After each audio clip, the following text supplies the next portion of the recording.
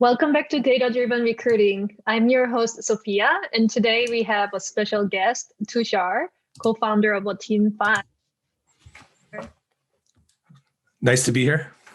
Yeah, thanks for joining us. To kind of get started, could you give a short introduction of yourself and your company for our listeners? Sure. So my name is Tushar Sheth. I'm one of the founders of Team 5. We believe that, pedigree is not the same thing as performance. And we're on a mission to sort of create economic mobility by creating better opportunities for people to advance their talents and skills across their career.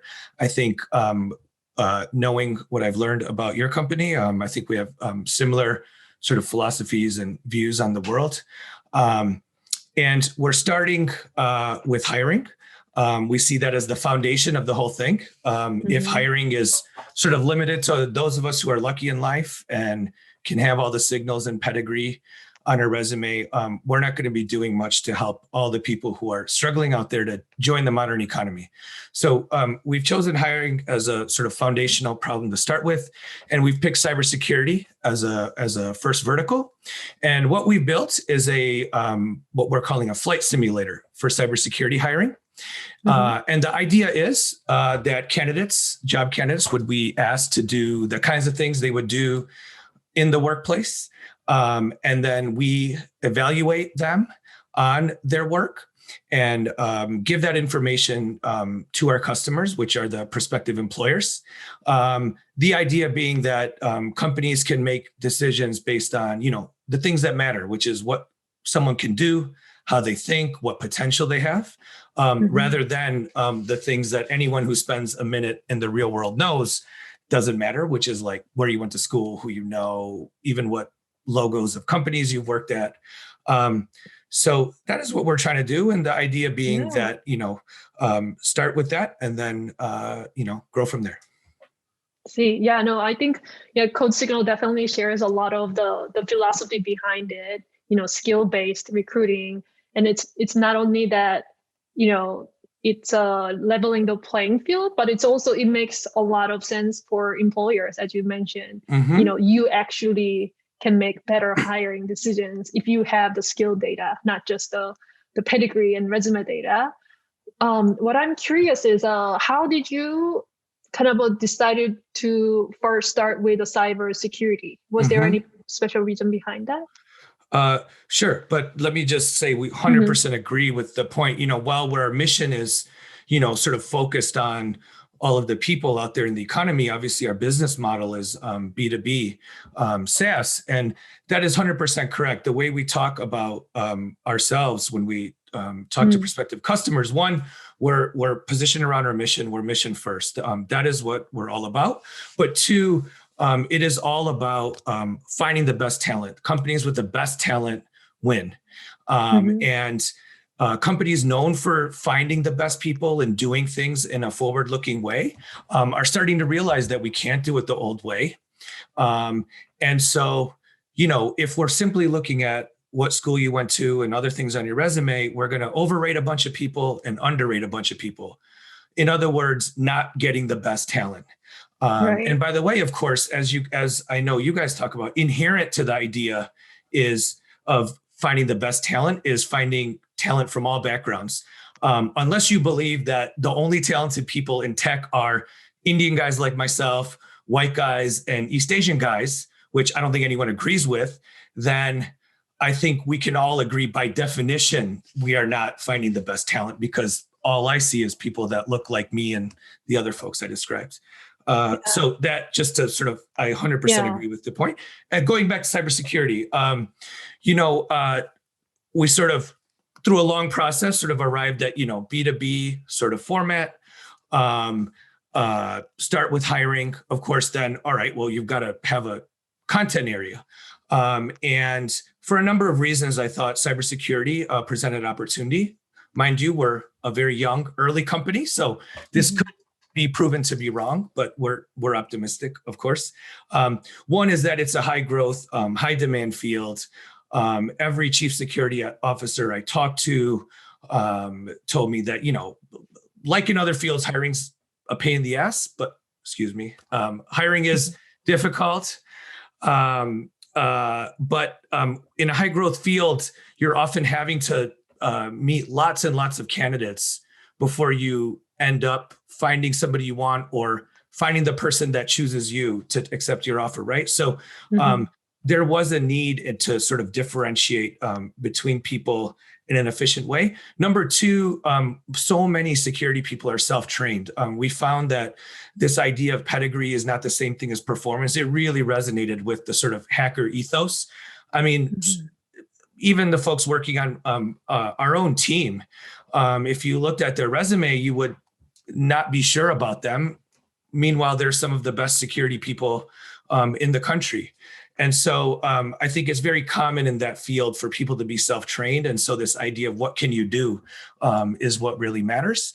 And then I think, with awesome companies like yours doing something similar in the software developer space, we saw that maybe in security, there might be an opportunity, not as, I would say, crowded. Maybe. And so for a host of reasons. But high demand as well. High demand, correct. Right. So we thought that maybe this would be a interesting place to start. And, hopefully that our customer discovery will be proven to be right. Yeah. I mean, I've also definitely agree with you on that kind of a trend that there are a lot more self-trained people who are the experts in cybersecurity. Have you kind of found any business around why that's the case? Well, one, I mean, I think we've only recently started teaching that at, schools as there might have been, I mean, look, I went to college, but I studied engineering in college, as surprised as people are, because I never really did anything with it. I went to law school right after, but maybe, I mean, back then there might not even have been a class on security. I assume over the years there were individual classes, but not a full-on curriculum. And so I think really the only way to learn this stuff was really to get your hands dirty and go out in the world and do it. Even now, I think the programs are not that common. And as we all know, I mean, oftentimes the things you're learning in school, and, school is a very valuable thing to do. But one, not everybody has that opportunity. Number two, you find out what you're interested in maybe a little later in life. And third, oftentimes the things you're even learning there are not necessarily exactly what you need to be doing on a day-to-day basis. So yeah, there is definitely a gap between what school is able to teach in the curriculum and the real world, especially I think in the field that's evolving so fast. Yeah, there's new technology coming out, new technique that's coming out, and especially cybersecurity, it's ever evolving, right? So if you are just applying what you learn at school, that's not enough. So maybe that's why there is more of that. I mean, it's really fascinating. I guess so. How do you? So when you decided, okay, we need to kind of think about performance and who will be a good candidate, and then you decided that it's gonna be starting with the cybersecurity. How did you go about actually figuring out who's good, who's not good, determining that? Yeah. So this kind of traces itself back to this question to, kind of the impetus for starting the company. So like I said, my background is not really in tech or even starting companies. I'm a lawyer by background. I did civil rights stuff, anti-poverty work. Most recently, I was working as a policy advisor in the Obama White House. In this same general area around labor, the economy, wages, training, higher education. And so I'm very interested in the social issue. At the same time, I was exposed to a lot of advanced tech coming out of the Department of Defense and academia. As you know, that a lot of, advanced AI research for years, at least, it's the federal government investing. I think now maybe the private sector has sort of surpassed what may be going on in government, but the military has been investing a lot of money over the years in training military personnel and they have 2 million people in the military. So technology has been brought to bear. And the impetus for starting the company is really, could I take some of this promising technology and combine it with the social policy issue that we talked about and apply it in the real world. So that's one, the sort of the impetus for the company, and what we sort of believe about what we know in terms of evidence is that one of the best ways to for people to learn is one-on-one with an expert, right? Like if I could sit and follow you around for a year, I could probably learn a ton and become really good at what you do, right? Unfortunately, you don't have that time, and that's not realistic. But experts have a lot of knowledge and information, and related to that, they're very good at evaluating people. Colloquially, the term "game recognizes game." It means something, right? Like when someone in your field that you're an expert in, you can talk to somebody for 15, 20 minutes and get a pretty good idea of what they're all about. And that is because, the challenge of evaluation is that what we really care about is unobservable. I really care about how you think. I don't necessarily care that you got this one problem and challenge right. I care about how you thought about it, because day to day is going to be different. And you have to be able to think. And so that's difficult. Experts can take in a few data points based on what they see, what they observe, what they hear you say, and they can make an inference about this stuff that really matters. And so we believe in that kind of rigorous evaluation. And so our lens is through the lens of experts, that what would an expert have done, and how do you as a job candidate or as a person compare to what the expert did? And that's how our philosophy towards evaluation. And so right now we actually have experts in the field. And I'm not talking like a professor, no disrespect but I'm talking real practitioners. They would evaluate the candidate's work and make an evaluation. And of course, no one person would make the same determination. And so we have to take into account that there's not one right way to do things and all of that, but more or less the way that we validate kind of like what makes our evaluation correct. And the way that we think, if what we're doing aligns with what an expert says about a candidate, that means we think that we're getting close to having a accurate way to differentiate people. Got it. Yeah, that makes a lot of sense. Yeah, and I think it's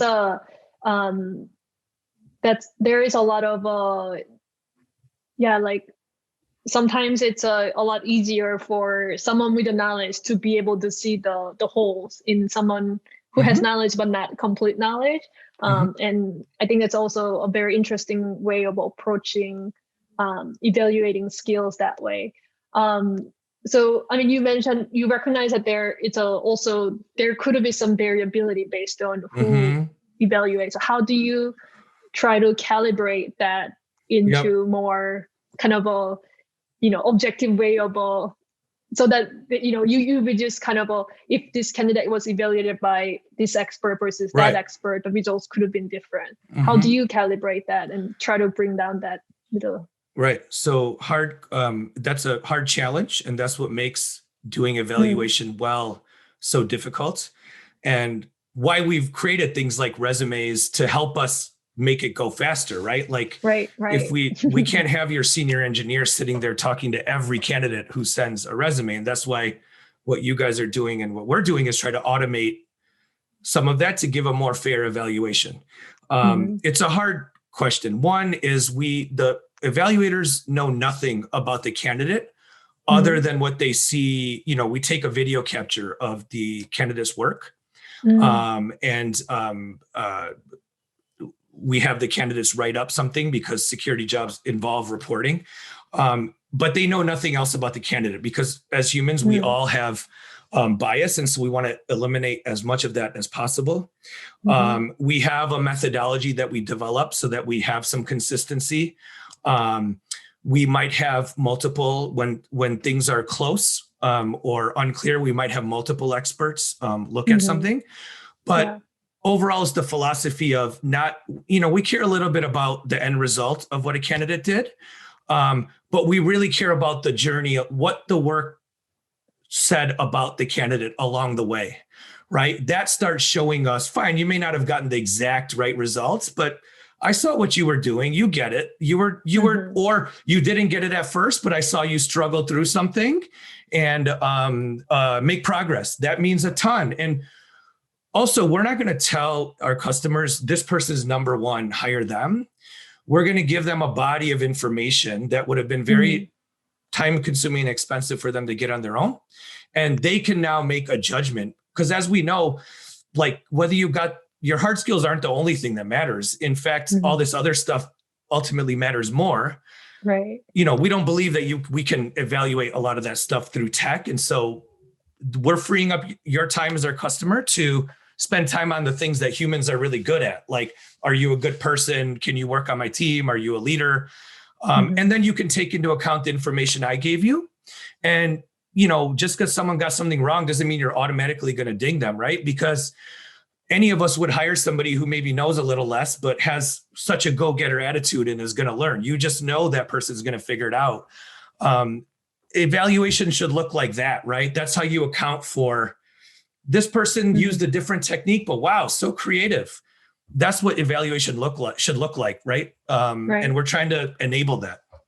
Yeah, that's really also exciting to hear about how you the different dimensions you think about how to provide that rich information so that they can make a hiring decision. Kind of I guess moving into more slightly different topic. I think you mentioned that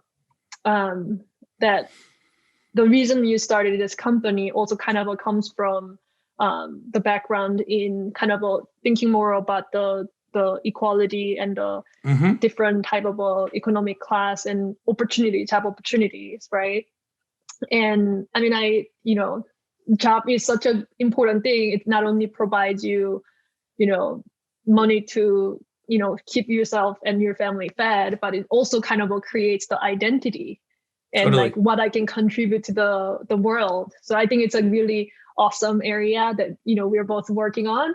But I would love to hear more about your story, like how I think there is more about, you kind of started as more of a lawyer and working on the policy and then really seeing like, where did it click, where you decided that, okay, the best way to really make impact in this area is for me to start this company.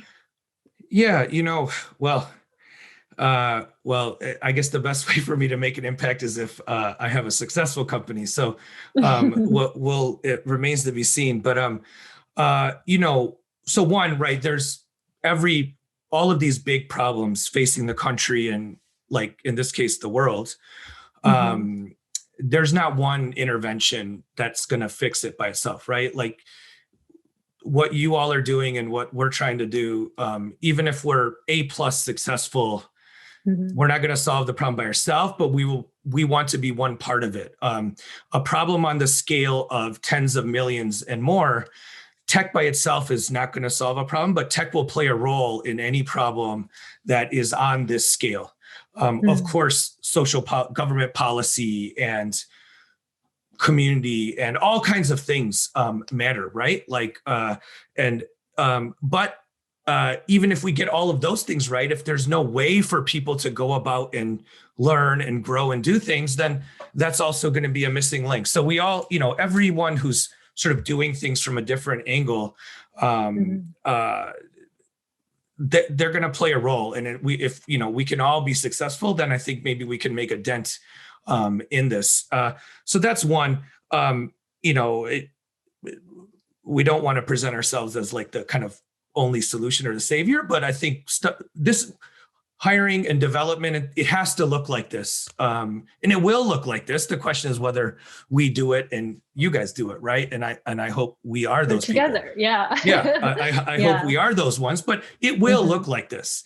Right. There is no way, like my kids are really little. There is no way that it's going to all look the same in 25 years when they're in the job market, right? So that's one. Two, I just found it super exciting, just the idea of, I had done different things. And I think for me, just personality-wise, I'm not interested in playing small ball. I want to try to do things that have a chance of making a big impact. I might fail, but I want to give it a try. I thought being able to work in government at the federal level, I mean, just one, very grateful and super exciting experience, but also, at the federal level is sort of like anything has the potential to make a big difference. And I've always found things like that exciting. And as I learned more about what starting a company could be about and what you could do, it just got me really hyped up and interested. Two, as I said, I do think that tech is going to play an integral role. And I felt that maybe there's an opportunity to do more. It's sort of like these are hard problems. So no knock, right? I might fail too, but in that kind of job, everyone wants to come and show you their new awesome tech. And maybe you as a founder have experienced the same, or an experienced founder now have experienced the same. But for me, my response was always sort of like, okay, this is super cool what you're doing. I guarantee my kid will use this, but my kid going to have all the opportunities in the world. My kid doesn't need this. The people that are really struggling out there, I'm skeptical whether a lot of the stuff in learning and education and training has gotten there yet. And that's not a knock. People are trying. It's just we haven't figured it out. And so I felt that like there's something to figure out here. And so that kind of got me excited as a challenge. Like 2% effect sizes, like we're all going to be dead before we make a difference in the world. I want to, we need to make like big changes and big impact. So that's how I got to it. And I didn't know anything. I still don't know anything. I'm learning every day. It's the hardest thing I've ever tried to do, but it's super fun. Other than like failing a lot. Yeah, but the iteration is it's a journey, right? It's not just a destination. So wish you best of luck and all the excitement and energy to keep you going on that journey. And yeah, this has been really, really interesting to connect with you and to hear about Team 5 and what you are working on. So thanks for joining us today. Yeah. I appreciate it. Thank you. And we respect your company a lot, and it's great to see companies like yours making progress. It gives us sort of like inspiration that, okay, there's a pathway here. We got to figure it out ourselves. But thank you for inviting me, and hope to be talking to you more. Yeah, same here. For more tips and insights on data-driven recruiting, please go to ddr.codesignal.com and also check out our latest episode on other topics related to data-driven recruiting. Thank you. Thank you.